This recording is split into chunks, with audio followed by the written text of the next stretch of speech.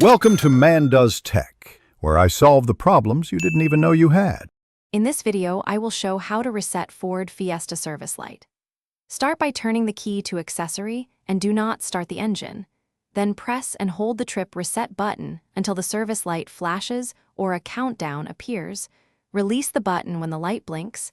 Turn the ignition off and back on to verify the indicator stays off, and repeat if needed to complete the reset.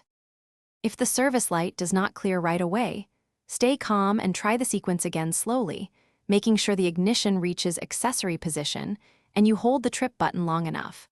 Check the battery if electronics act odd, inspect related fuses and warning lights before assuming a big repair, and remember that some models need a longer press or a different trip button sequence, so check the manual if uncertain. If the service light comes back after resetting, don't panic, but do schedule a diagnostic check. Persistent codes often mean a true fault, such as emissions or sensor issues that require professional tools. Keep records of resets and repairs for warranty and resale value, and prefer preventative maintenance like oil changes and inspections to minimize unexpected warnings and avoid bigger repairs down the road. Thanks for watching. If you found this helpful, don't forget to like and subscribe.